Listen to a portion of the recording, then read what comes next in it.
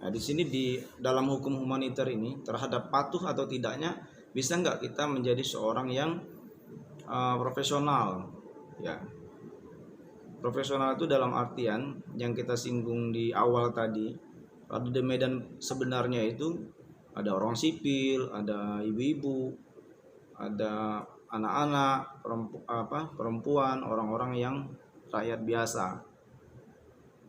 Nah, sedangkan para pemberontak atau segala macam itu kan ada, mereka berkeliaran di situ.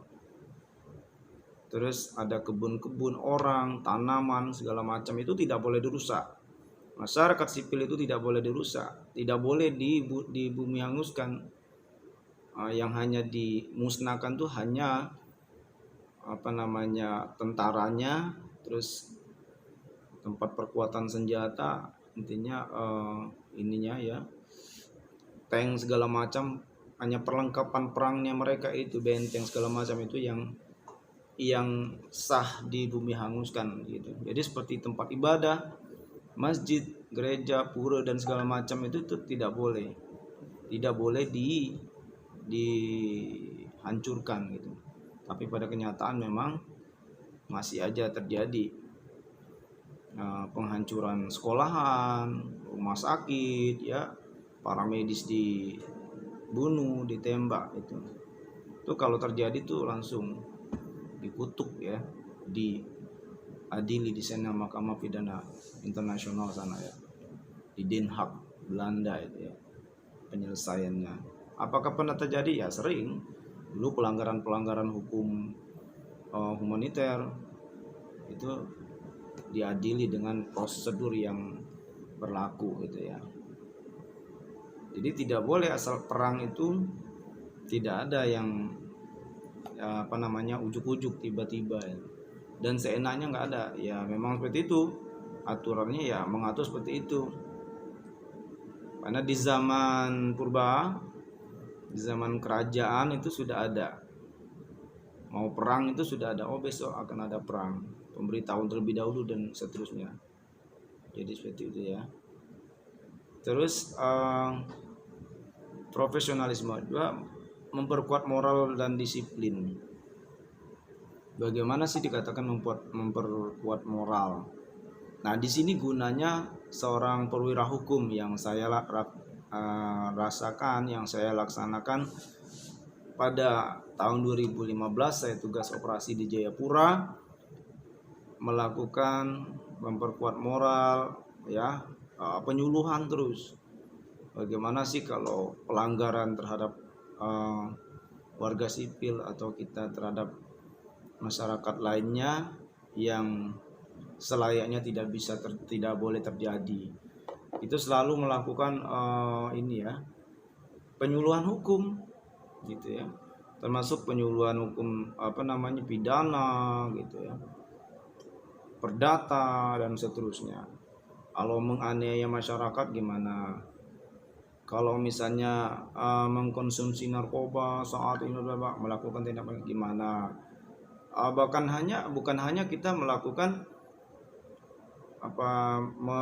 bukan hanya melakukan itu di penyuluhan hukum itu bukan hanya di masyarakat di intern tentara aja, bahkan kita kayak pengobatan massal gitu ke masyarakat itu keliling ya. Nah, di situ peran sangat penting. Nah, jadi itu sebagai teritorial kita.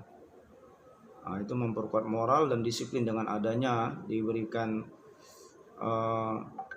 penyegaran, penyuluhan norma, penyuluhan hukum itu akan memperkuat moral dan disiplin tentaranya, bahkan rakyat setempat.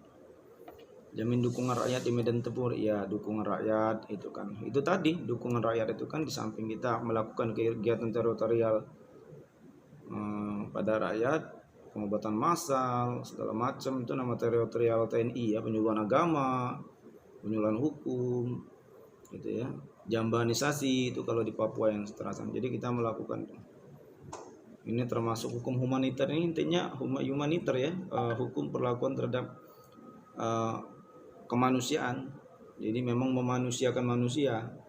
Yang sering terjadi kan terjadi kebiadaban itu loh, yang apa namanya, kejahatan-kejahatan terhadap korban perang itu. Jadi orang sudah menderita, sudah ibaratnya jatuh tertimpa tangga kebanyakan, sudah menderita, udah nggak berdaya, malah dipotong-potong, ditusuk-tusuk gitu. Itu dalam hukum humaniter, orang yang sudah meninggal ya sudah nggak boleh diperlakukan dengan seenaknya gitu. Kan kejadian banyak tuh, udah meninggal malah dianiaya lagi. Nah itu akan sangat berbahaya tuh kalau ketahui ini ya, yang perilaku yang seperti itu. Dan itu terjadi ya. Perlakuan timbal balik yang sama, percepat proses perdamaian, ya tindakan militer untuk kalahkan pasukan. Intinya nih, prospek perdamaian, selalu bernegosiasi ya. Negosiasi, prospek perdamaian, prospek selalu koordinasi dengan pihak lawan, pihak musuh. Itu sebenarnya kalau perang itu udah alternatif terakhir ya. Namun di awal-awal itu sebenarnya sudah melakukan negotiation yang benar-benar tingkat tinggi. Nah, kalau sudah tidak terhindarkan, baru alternatif itu perang. Jadi perang itu tidak semena-mena atau seenaknya langsung perang begitu saja, ada aturannya ya, ada persiapannya, ada. Kalau itu intinya perang itu udah alternatif terakhir, udah nggak bisa dihindari, baru untuk menempuh perdamaian ya dengan perang itu. Tetapi perang dilakukan harus sesuai aturan, yang mana boleh ditembak, yang mana boleh tidak, yang mana boleh dihancurkan, mana yang tidak boleh dihancurkan itu ya. Lanjut slide berikutnya Mas. Ini ada asas ya dari pendapat ya yang terkenal itu ya, Profesor Dr. Kusuma Atmaja, itu sangat punya nama di pelajaran atau mata kuliah hukum humaniter ini. Karena beliau sama Haryo Mataram itu. Silakan dibaca-baca ya. Konvensi Jenewa 1949, protokol tambahan gitu. Silakan dibaca. Situ ada. Tapi kita lebih ini harus menguasai asas ini. Jus ad bellum dan jus in bello. Jus ad bellum ini adalah hukum yang mengatur tentang perang. Bagaimana sih perang itu menggunakan kekerasan senjata itu yang benar. Kalau jus in bello adalah bagaimana mengatur korban perang itu. Lebih mengatur kepada perlakuan terhadap tawanan perang. Lebih ke kemanusiaannya. Tetapi kalau jus ad bellum itu cara mengatur kekerasan bersenjata, menggunakan senjata itu dengan benar seperti apa sih gitu ya. Kan tidak semua yang bisa dipakai, kayak nuklir, senjata pemusnah massal, nah itu nggak bisa, nggak boleh aturannya. Jus in bello itu adalah tadi ya, hukum yang mengatur tentang korban perang, kepada korban perang, jus in bello. Terus selanjutnya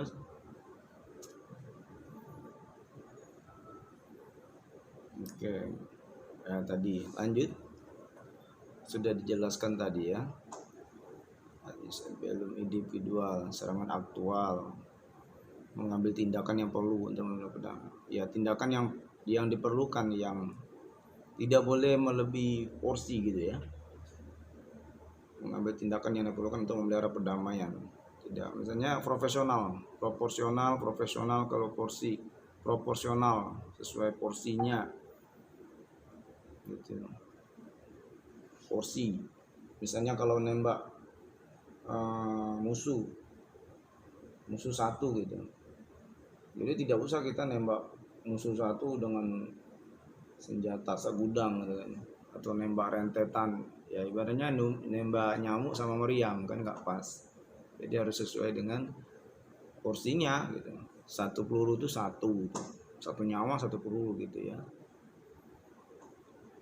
Apa-apa kan jelas dilaporkan kepada Dewan Keamanan PBB, tidak mengurangi kekuasaan dan rasa tanggung jawab dan seterusnya. Lanjut Mas. Lanjut. Oke. Nah ini tadi prinsip utama militer penghematan kekuatan, konsentrasi kekuatan, kebebasan manuver, kesederhanaan, kesatuan tindakan hukum. Nah, intinya prinsip utama ini, prinsip-prinsip utama militer itu ya. Hukum militer, penghematan kekuatan, dia bagaimana kekuatan itu tidak apa ya, tidak boros, nembak-nembak nggak kawan, membabi buta kayak itu KKB, kayak OPM kasarnya ya, kayak separatis itu kan, mereka nembaknya nggak tahu, yang penting nembak aja, ujung-ujungnya pelurunya habis, kabur lagi ke hutan mana-mana gitu. Jadi kalau militer kan memang terlatih, nggak boleh gitu, harus di manajemen, sesuaikan yang kita sampaikan tadi, sesuai porsinya. Jadi tidak buang-buang peluru sembarangan gitu ya, itu prinsipnya. Kalau misalnya apa yang ditembak misalnya, ada musuh gitu, jangan asal ada musuh satu tembak gitu, habis gitu kan. Tahu ada musuh datang lagi, itu udah nggak punya peluru kan, kita yang mati. Konsentrasi kekuatan memang harus terkonsentrasi, terpusat konsentrasi, apalagi pasukan musuh kan terkadang lebih besar jumlahnya, segala macam, itu harus diamati. Kebebasan manuver ya, kita harus menguasai di lapangan manuver untuk bertindak. Kesederhanaan tindakan tadi, kesederhanaan, jadi seperlunya saja, nggak boleh yang berlebih atau di luar porsinya. Kesederhanaan tindakan sesederhana mungkin. Kalau misalnya musuhnya satu, ya usahakan satu. Kalau memang harus dimusnahkan, disekolahkan ibaratnya. Kalau ya misalnya bisa ditangkap ya ditangkap. Kalau ditangkap bagus banget, bisa kalau ditangkap diambil, digeledah, diambil identitasnya segala macam. Yang kita bisa dapat informasi gitu. Kesatuan tindakan ya, kita harus terpusat, satu komando intinya. Jadi hukum humaniter ini terutama kita paling tidak ini awalnya yang kita sampaikan sebagai perkenalan, rekan-rekan setidaknya bisa yaitu menguasai tentang hukum internasional ini, hukum humaniter ini ya, hukum yang mengatur tentang perang dan hukum yang mengatur terhadap korban perang. Jadi rekan-rekan, cukup malam ini kita batas ini dulu. Saya rasa sudah mulai ada bayangan lah ya, apa sih hukum humaniter ini. Yang hadir udah berapa?